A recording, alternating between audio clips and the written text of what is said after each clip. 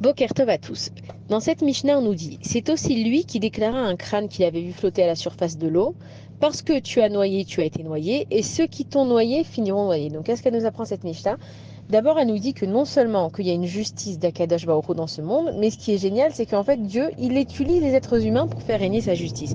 Et donc, on explique à une personne, on lui dit, regarde, si toi, en fait, tu as été noyé, ça veut dire que toi tu as noyé et que Akadosh Baruch Hu, il va aussi faire payer ceux qui t'ont noyé. Ça veut dire que non seulement toi en fait tu as noyé une personne, donc évidemment la même punition que tu vas avoir c'est d'être noyé. Et maintenant les gens qui ont décidé qu'ils allaient te noyer, c'est Akadosh Baruch Hu qui a choisi ces gens-là pour être les criminels. Ça veut dire quoi? Ça veut dire que chaque chose que tu fais dans ce monde, il y a un retour. On sait que le monde il est mesure pour mesure, mida keneged mida.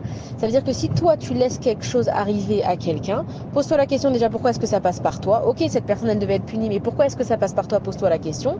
Et que si toi tu fais quelque chose, automatiquement ça reviendra sur toi. Et la Mishnah elle cite plusieurs exemples. Elle dit par exemple que Shimshon, on connaît l'histoire de Shimshon avec les Philistins, c'est que Shimshon il s'est laissé avoir par ses yeux, donc il a posé ses yeux sur une femme alors qu'il n'aurait pas dû. Et quelle a été la punition de Shimshon? C'est qu'il a eu les yeux crevés. On nous parle de Abshalom et on nous dit que lui s'est enorgueilli de sa chevelure. Et comment est-ce qu'il a fini sa vie? Il a été pendu par ses cheveux. Et on nous dit qu'au contraire aussi, Myriam Anevia, Myriam la sœur de Moshe Rabbeinu, quand Yocheved, donc la maman de Moshe Rabbeinu, elle l'a mis dans un panier d'osier sur le Nil, et Myriam, elle s'est tenue aux côtés de Moshe Rabbeinu et elle a attendu qu'il arrive à destination avant de partir. Et on nous dit que quand Myriam Anevia, elle est morte, le peuple, il a attendu aussi quelques jours là-bas et il a pleuré pour elle. On nous dit pareil avec Yosef Hatzadik, c'est que quand Yaakov, il est mort, il n'y avait pas plus important pour Yosef que d'aller enterrer son père en terre d'Eretz Israël.